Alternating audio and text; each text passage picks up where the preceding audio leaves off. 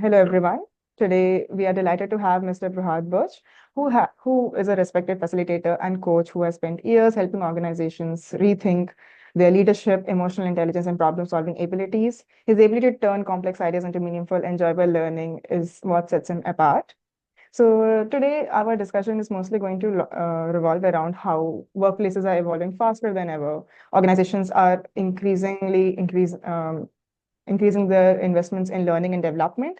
Yet attrition remains a problem, especially among early career professionals. So there is a huge gap between what the earlier career professionals want and what the organizations are actually delivering. So in this conversation, we're trying to explore how L&D is changing and why this perception gap exists, and what organizations can do to create certain development experiences that genuinely support career and encourage people to stay. So to start the discussion, I think my first question would be, so you have around 2 decades of experience in learning and development in the HR field and also in learning and development. And you have witnessed the evolution of L&D over eras of work and in different industries. So how has the role of L&D shifted? It feels like earlier it used to be just some kind of training sessions and some recorded videos, but now it has become integrated into a daily workflow, whether it is through peer learning, through workshops, or through mentors, or micro learning, learning in the flow. So how do you see this evolution? Percy, thank you so much for inviting me on this podcast. It's truly an honor to be here. Um, I will disagree with one thing that you've said, that L&D was earlier only about trainings and those plug and play pieces. No, that's not true. That was a perception about L&D in the beginning. Yes, it was centered mostly around coordinating training programs, but the main role of L&D was always strategic in nature. While we can call it a support function, it has always been an enabler function. Now, the difference between the two is a support function typically just supports whatever is asked to be done, whereas an enabler function actually understands the business in detail, because learning is closely related to the kind of business that you are in. Being in the L&D space for long, I can vouch that most L&D professionals, at least in my circle and me myself, have invested a lot in understanding the businesses and then trying to plug the gaps between what the business wants, what the industry is going through, and what is the kind of talent that is being hired. How do you groom them? What is it that you give them so that it goes to the next level? How it has evolved over time is there are multiple changes that have happened. And the multiple changes that have happened is in terms of the way learning is being delivered at the moment. If you look at it 15 to 20 years back, it was typically face-to-face sessions wherein information was power. And that is where most L&D professionals used to hold on to information. If you then take 5 years down the line, so probably around 10 years back, it slowly evolved into the digital space. And this digital space started evolving back then with the advent of e-learning. And e-learning was pretty new at that point in time. So people started loving that aspect of self-learning and they started doing it. But they couldn't find the kind of effectiveness that they were finding it in a face-to-face classroom session. So they started something called as blended learning. And then blended learning evolved, wherein they used to do a little bit of, let's say pre-work using e-learning, and then come to the classroom for doing reflections, etc. Then came in simulations and gamified learning and all of that. So the evolution has really, really happened in the way people capture or grasp information. Otherwise, the L&D space has been the same in the last 15 to 20 years. The way learning is being delivered is changing, but the role is typically always been what is it that the business wants? How is the organization growing? What is the market dynamic? And how do we plug in the gaps in terms of grooming our talent per se?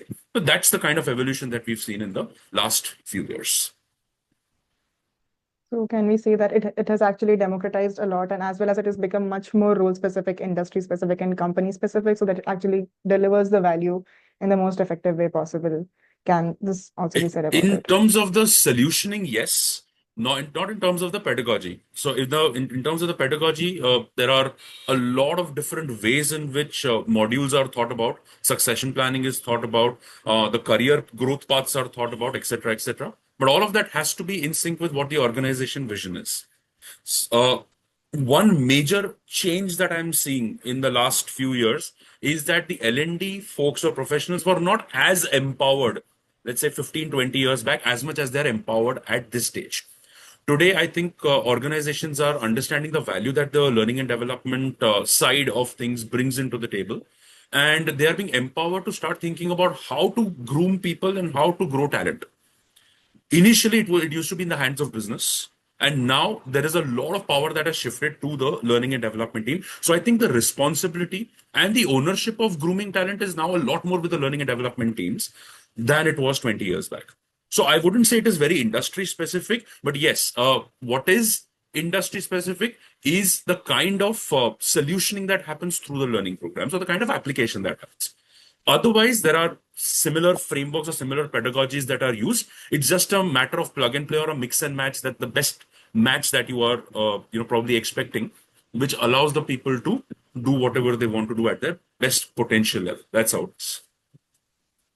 Well, now starting with the second question, I think your answer might clear everyone's perception that it's just a perception. I think my second question would round around the employees. Even with the strong L&D programs in place, employees sometimes feel their real growth needs are not met or understood. What do you think drives this mismatch between employees' expectations and what L&D provides? And how can organizations bring these two sides closer?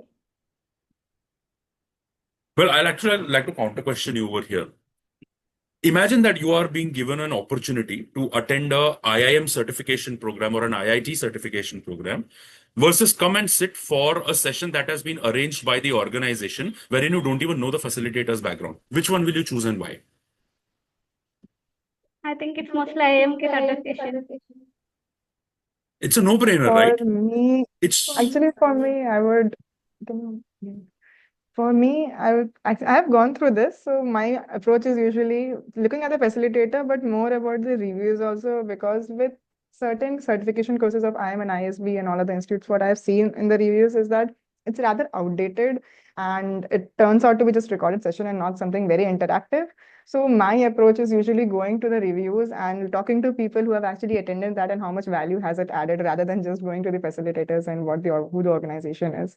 So that is generally my See, approach. you are constantly looking for validation. You're constantly looking for reliability. You're constantly looking for things that force you to do something, all right? Now, let's say at the end of the course, IIM gives you a certificate, or IIT gives you a certificate, or ISB gives you a certificate saying you have attended this program, versus you're attending a facilitator's program wherein you're not getting any certificate. But all you're getting is good learning opportunity.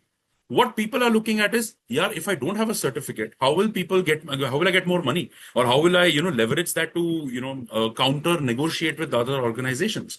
So today, to answer your question, Bharti, it's not really about a gap in terms of, what learning is being provided and what learning has actually become a sidekick today.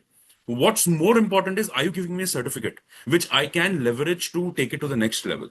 Otherwise, learning is typically happening by, like what Mitzi said, speaking to people, they're giving some great reviews. Because of the great reviews, you go and attend the program. Then you are feeling good because you want to learn. It's not that you are forced to learn. Most of the programs that happen are either through a training need identification or a training need analysis that is done.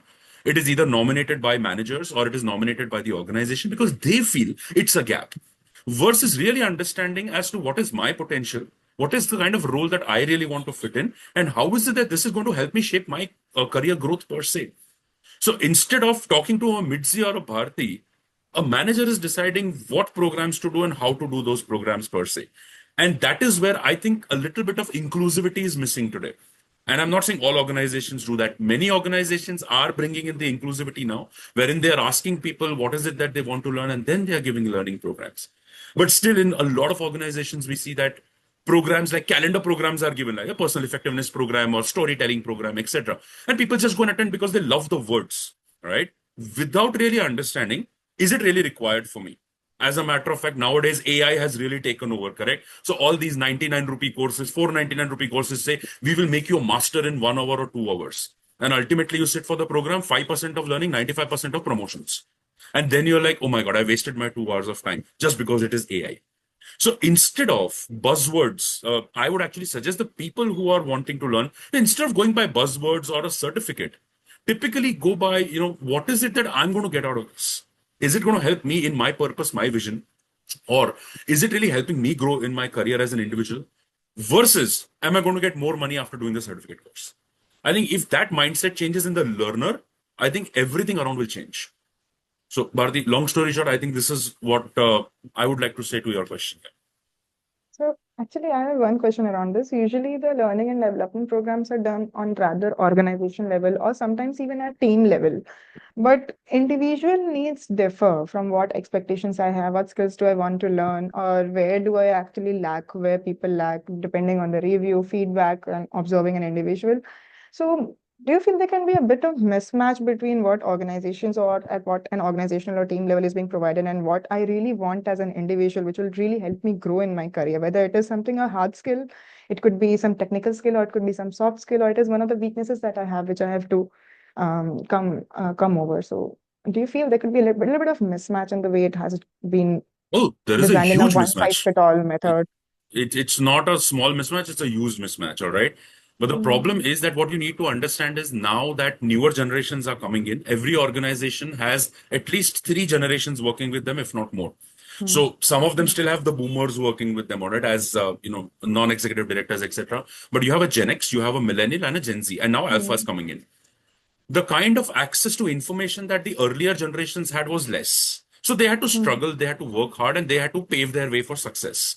Whereas the newer generations have access to so much information today that they are not willing to have the patience or wait to grow in their careers. Many a times what may happen and why the mismatch may happen is because people who are from the older generations may fear that what if my subordinate learns faster than me, and you have access, you're the tech generation, correct? So you have access to tech, you are literally hands on tech. What if you replace me? Now, where do I go? Because I have not upskilled myself because I wanted to give so many years to the company. And because of that fear, what happens is people are pushed towards, specific programs, which are, like you said, generic programs per se. Fortunately, what is happening is there's something called as early attrition, all right, which is from 0 to 1 years. If you really look at the trend across industries, the data says that 18 to 20% of people who are joining are leaving within the first year. And that's a huge number. And in some industries, it's 50%. Simply because the generation that you are coming from have very different aspirations. You look at life very differently. Whereas the people who are already set in the organization, they look at life very, very differently. So honestly, it all boils down to the individual at that point in time. It boils down to the leader who you are working with rather than the organization as a whole. I would not say that the organizations are at fault. The organizations are built by people. The people have built certain frameworks because they feel that's the best way to grow an organization. And these organizations have grown. It's not that they've not grown in the past, right? All the people within the organizations need to understand is how do you equip your leaders to deal with this kind of a generation that is more fast paced, rather than stop them or stall their progress simply because you feel that you cannot outpace them. This mindset shift is something that we are trying to now bring in with self management and with coaching. And trust me, the last 3 years, what I've seen is a literal paradigm shift wherein most of my clients, I work with 220 clients approximately, across the globe. And most of them have started coming and saying, bro, you know what, let's do a little bit of coaching for our leaders. Let them understand how to deal with this generation. The point is not how to deal with the generation. It's more about how are you really aware of your own self? Do you know your own potential and do you really have a purpose that you are driven by? The other problem is with the generation that you guys belong to. If I ask you what is your purpose today, will you have an answer to that question? I think I would, though it's not that clear. See, the But thing is, when you only don't have clarity, what happens is you try and portray that, we are clear about what we want in life. But what you want in life changes every 2 months or 3 months based on what Instagram or LinkedIn tells you. And that is where it's getting very difficult for organizations also to adapt. And that's where, the mismatch is. So that's potentially where, Mitzi, the individualization of learning happens. So Mhm. we are trying to bridge that gap. It's come closer. People are understanding and they are evolving, but it will still take approximately around 3 to 5 years for people to really, gauge as to exactly what is the right way to go about things. And that's where we come in. So taking up that, before individual identifies that they need some training, how manager identifies that that individual needs some training to get more competencies or something like that. How managers are identifying those things in the employee that they has to be trained some course or some skills or something else. See, learning and development typically as a function generally bridges the gap between what the leaders want versus what the employees are aspiring for. The leaders or the managers that you're speaking of have certain goals or targets or a vision that the organization has created for them. They have a little more experience than the people who are just joining in. When you are just joining in raw, let's say with 0 to 3 years experience per se, you've not experienced the industry and you've not, burnt your fingers, or you've not, really rubbed your hands in the soil. You know information upar se. It's more like 30,000 feet information, or what, let's say, ChatGPT or Google is giving you. Whereas the managers who are sitting inside, they know the people, they have dealt with those people, so they have a little better experience in terms of the human touch. What the managers are typically doing, or the leaders typically are doing, is they're trying to bridge the gap between the client's expectations and what the people bring to the table in terms of their competence. Now, unfortunately, what is happening is sometimes it's a subjective judgment or a subjective piece that comes into the picture. Many organizations have a objective way of identifying that, which is a TNI, TNA, etc., etc. And many times, leaders are asked these coaching questions and then they come up with this particular piece.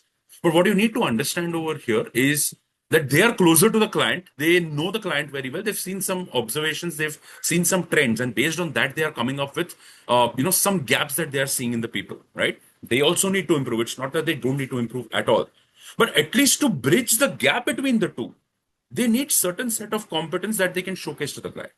And that is how they are currently judging the people. So there are different frameworks, there are succession planning models, there are different ways in which learning is identified. So there are various ways in which they do it, but yes, there is a mix of objective and subjective that happens at the moment. Yeah, got it, sir. Coming to my next question, many companies worry that developing employees too well might increase the chances of them being hired away. Like they are investing so much on the employee learning and development.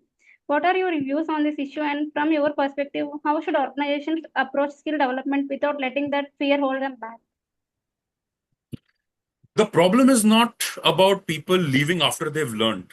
The problem is after the people have learned, are you providing them a platform to experiment that learning with? Many a times you train people, you tell them a lot of things. Now they want to experiment, they want to try it out. And then the man says, no, you know what, whatever you've learned in the training is okay. You come here, you got to go back to business as usual. Sometimes the managers are giving them the platform saying, why don't you experiment? And the people say, no, it's okay. You tell us whatever you want to. So there are different personalities at play over here. So instead of focusing on whether the learning is translating to attrition or not, linking learning to attrition, according to me, it's very vague, and it's not really the right metric per se. Versus saying, now whatever you've learned, how is it that you're going to translate that learning into action? How are you going to measure that particular action? And how are you taking ownership of measuring this particular action? Can you tell me these three things? If the employee is able to tell you these three things and you allow them to experiment for a small period of time with, let's say clients or projects that have a negligible impact on the overall bottom line or top line, people will be more than happy to experiment. If people are just not willing to apply, then it's a will issue, it's not a skill issue. So leaders today have to understand whether the issue is a skill issue or a will issue first. Number two, if it's a skill issue, then training is definitely going to help, learning is definitely going to help. How are you providing a platform wherein they can experiment, apply, and get outcomes? How are they taking ownership?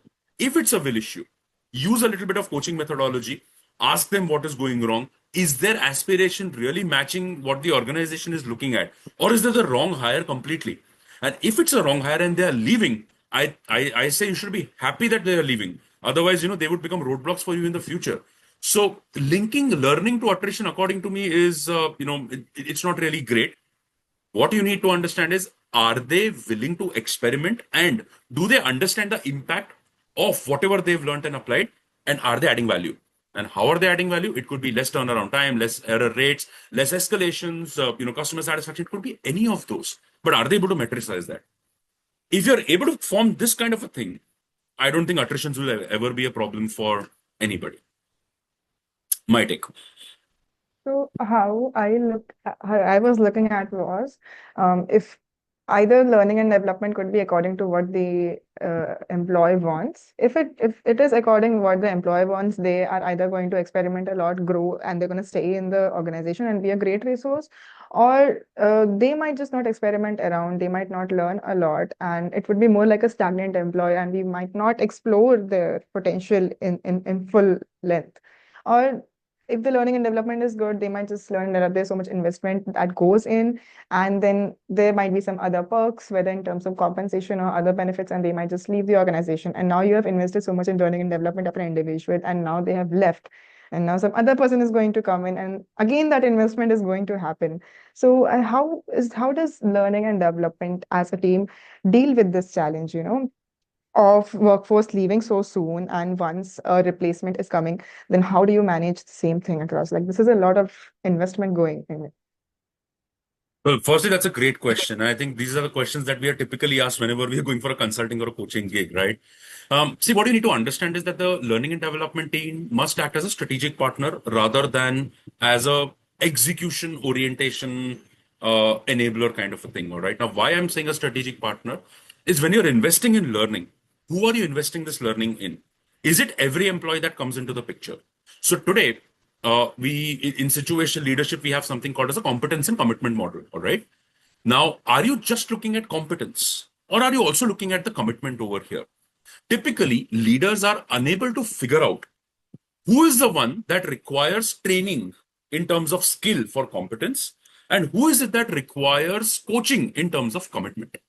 Most of the time, every person who's joining in is very eager to contribute. Nobody wants to join and not contribute, correct? Everyone is eager to contribute. Now, that eagerness is being mistaken as motivation. And that because of that mistake, what people are doing is they are putting a standard, scale across and putting everybody for a training program. And that is not working today. So, according to me, the first step that L&D, along with the business and the human resources team, should do is first identify who is it that requires a skill development and who is it that requires to focus more on the will. Number two, if you are investing in a certain individual, are you clear on the kind of role growth that you are looking at for that particular individual in the next 2 to 3 to 5 years? If that is not clear, why are you even investing in the first place? Just because it's a training calendar or a tick in the box, it doesn't work that way. So that's the second filter, according to me. The third filter is after you have understood whether it's a skill issue or a will issue, and secondly, now you've identified who to invest in. Three, have a conversation with those individuals. Let the managers or leaders have a conversation with them, and of course, you give them a certain framework in which the way you ask them questions. The learning and development team should sit there and just observe the conversation that is happening with them, and see whether the people who are being nominated for the program are really interested in that program. Or is it just that I, as a manager, feel that this needs to be done, so it needs to be done? So, gut instinct versus data versus my willingness and aspiration as an individual are all three matching. And in design thinking, we call it desirability, feasibility, and viability. So, desirability is in terms of, do I want to do it? Two, do I have the competence or the capability to do this particular piece? And three, is it going to sustain for a long period of time? As a leader, if I don't have the vision for the next 2 or 3 years for that particular individual, that particular role, and the individual doesn't know about it, any investment that you do is going to give you zero returns. If they are able to do these three filters right at the beginning, it becomes easier for everybody to stay aligned, and then people will not leave. I'm telling you, people will not leave. If they had to leave for compensation, they will, as it is, leave for compensation, whether you train them or you don't train them. All right. And that is where the hiring strategy also comes into the picture. So I think it's a mix and match of everybody together. L&D just can't do everything. But yeah, they can act as a strategic enabler over here and focus more on this part. That's what I feel.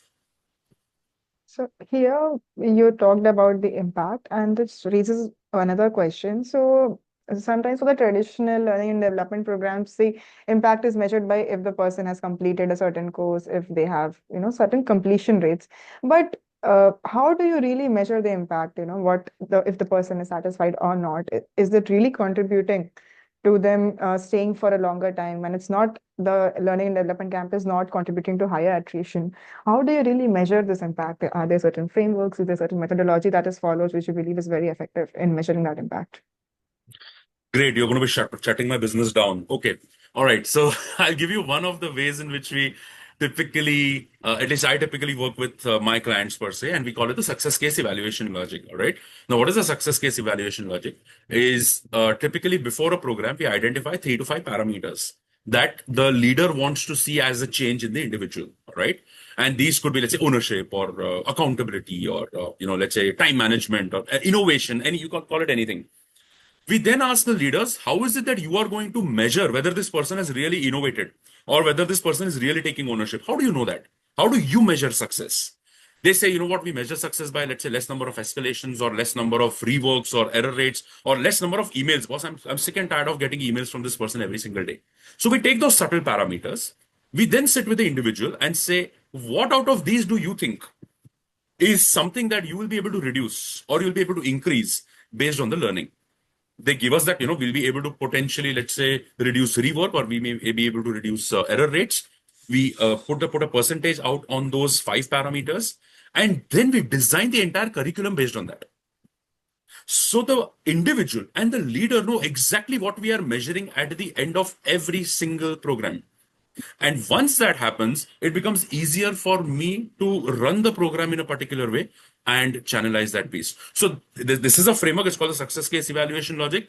I typically have 5 frameworks. I'm not going to give you all 5. All right. But this is one of the ways in which we typically metricize and objectify even the subjective pieces first. So this has to be done right at the beginning of the training session. Okay. So that was a really fruitful discussion around starting from when people enter workforce to learning and development to people leave. So I would like to ask like a final question for students like us who are soon going to enter into workforce, mostly in the management area. So what do you think is a skill we should absolutely develop before entering into different organizations or different roles, whether it is in terms of technical or people related or just a mindset also, which we should go with for long-term success? Thank you for adding that last point, Mitzi. I think instead of a skill, it's more about the mindset that you go in with, and I generally call it the SIP of SIP of an individual. Now, typically, when you do an SIP, you need good returns on the SIP, correct? So the first thing is know your own story. When you have gone through multiple phases in your own life, your story is a testament of your ability.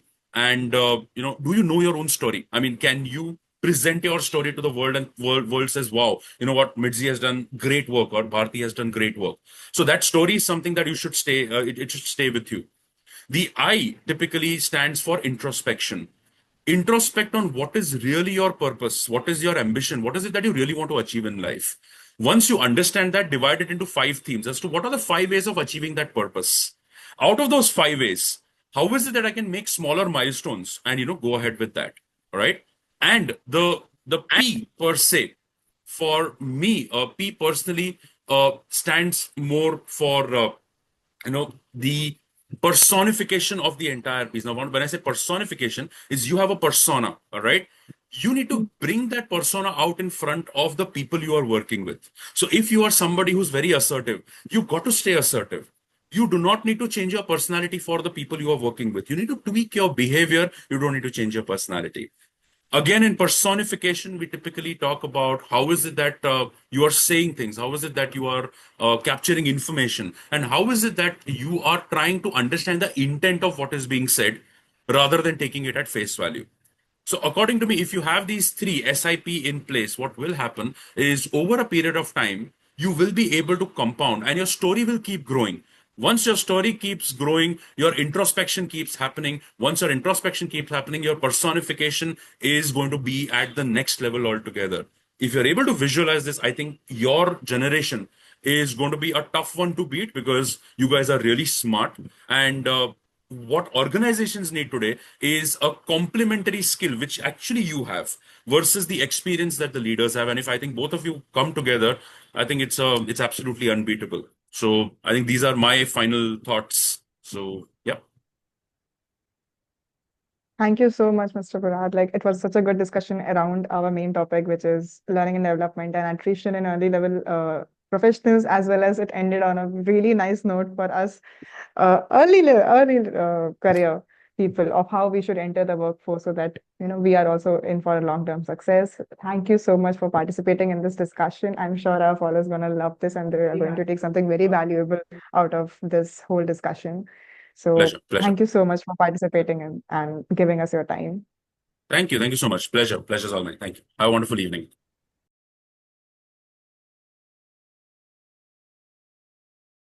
Topic is how career development programs and how they're affecting iteration and retention of the employees in the companies itself. So Nikhil, I and you have obviously met. You are the HR. You could give a quick introduction about yourself for our audience. Sure. I think you also already did. Yes, today I work as an HR manager with Bizom. It's been almost 10 years in the industry.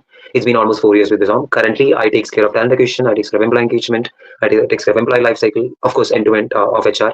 And as I said, it's been 10 years. I started my career into IT staffing, so partnered with a lot of the IT brands that you would have heard about, from Cisco to HP to Twitter to multiple organizations I've worked with, done hirings for them. So that's been my forte. That's been my bread and butter. I've been just hiring people throughout my life. Yes, in Bizom, I do the same thing. I take care of talent acquisition. I talk to candidates. I talk to people like you, starting from campuses. I visit a lot of campuses throughout the year. To people who are senior leadership experiences, I've been talking to them throughout my experience in last 10 years. So that's a quick introduction about me. Yeah. So starting with the first question, as it's related to the internal mobility into the organization. So the question is, according to a 2025 India Today report, 32% of IT employees leave due to perceived stagnation into the organization. Yet many companies actually have open roles internally. How does HR, you, bridge this gap? Do you proactively push these opportunities to campus hires, or do you rely them to find these open roles on an internal portal? Okay, understood. So Aniket, when I connect to this, right, so I speak to a lot of candidates on a day-to-day basis. Still today, my role includes talking to a lot of external resources from multiple experience. I go and visit a lot of campus. From there to hiring people who are 15 to 20 years in the industry, I spend a lot of time engaging with these candidates. So, and one thing, people have this wrong assumption: people quit for money or people quit for anything.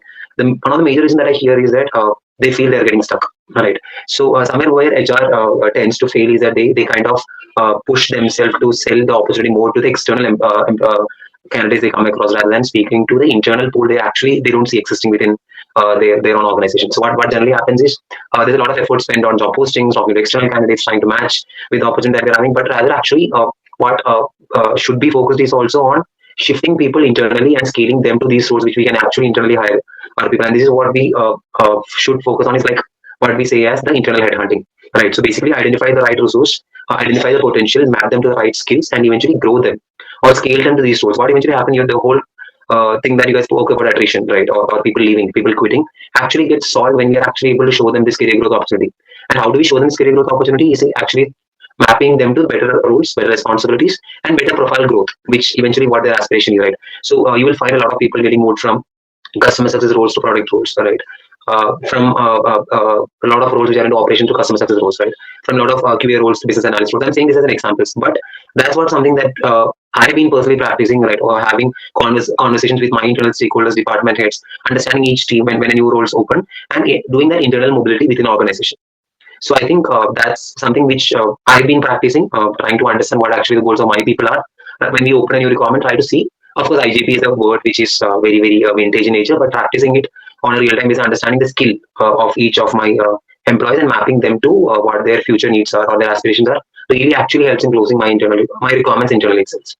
Totally agree. Great insights. And actually, for retaining the employee, not just from the perspective of the employee, also from the perspective of organization, also we are saving cost and time. Actually, in retaining what is happening is they know the culture. That's the whole important thing, right? They know what is our organization. They know what is the culture.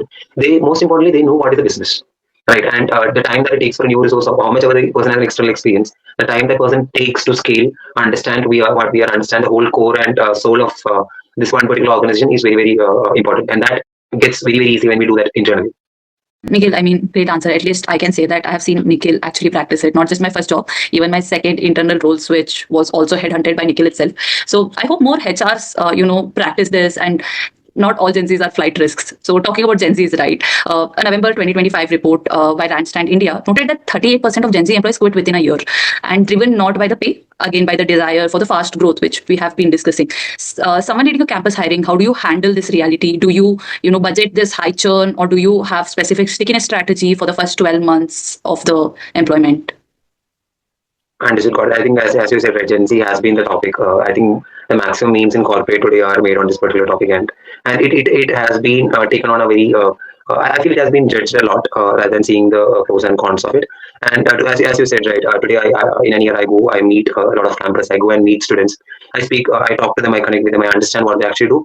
And I think what when you say kind of managing the journey is kind of that's more of a reactive approach, right? Rather, what I feel today, it has to be given more of a proactive solution. And when I say there has been a time when I started working, if somebody has worked in a company for 10 years or a decade, or somebody has been very, some stability of the profile has been a very, considered as a very successful profile, or it had a very special place in the industry. But I think today it has changed to a lot. Today, people look for how much a person has grown and made an impact. Right? That is something which today, when I do my recruitment, when I talk to a candidate, I see these two parameters, like how much this person has grown, upgraded its skills, and made an impact. So I think that is what today is the decision making criteria when we want to hire somebody. And as continue to what I said, so what actually we need to do is how do we design the career path for Gen Z, or how should we design something which is a win-win for a Gen Z, or as well as for the organization. So today what we do is we do a very structured onboarding, for example, right? We try to understand what is win for them, and that's mutually win for the organization. So we try to create small goals for them. We try to create a more feedback loop for them in very frequent intervals, and try to see a very close, how can we closely work with them to ensure that we are seeing that success for both the parties, right? And what helps here is they get the exposure they want, right? They get the kind of velocity they want in their career. They get the kind of learning they want to get in their career. And eventually what happens is they make bigger impacts in very shorter tenures. And if somebody can come stay with us for 1 to 3 years, make successful impacts, drive great results, I think tenure is secondary there. So of course, this is something that organization are still adapting to. The whole culture that is getting built by Gen Z is very, very different. I think I am enjoying it. I'm having great conversations with them. They are doing great. And we have, as you said, right, like we have a lot of folks who have worked with us, work with me, and have done really, really great. So I think more than going for the churn side, it's more of a proactive approach we need. I mean, it's absolutely right that I guess with evolving times, the approach has to change itself. Yeah, so great insights about that answer, that how growth matters for the Gen Zs. Our next question is on the same line. How much the Gen Zs matter the growth. So basically, a recent 2025 survey by HR Katha revealed that 66% of Gen Z employees in India now hold a secondary job or side hustle, and 71% believe it helps them upskill. In traditional HR theory, this was often seen as a conflict of interest. As a modern recruiter, do you believe the industry needs to redefine loyalty? Should HR view these side projects as a threat or productivity, or as a free way of an employee to upskill themselves? What's your take on it? Interesting. So the more that we are going forward, the more you are putting me in spot, and we are making it more controversial. So what do I say? See, the whole point is it's not about redefining loyalty. Rather, what I feel is if I see Aniket, now the meaning of loyalty has changed, right? So for example, now at one point in time, it was I've seen times where my check-in is tracked, my checkout is tracked in my previous experiences, where when I started my career, where the time that you spent with the organization really, really mattered. What is the time that you are on the table? And I know still today there are a lot of controversies of 14 hours working, 16 hours working. A lot of leaders in the industry speaking about it, which I'm not getting into, which is always a debatable topic. But initially, it was all about how many hours that you spend on the desk, right? So I think it's also related to the same answer that we spoke before. That has changed.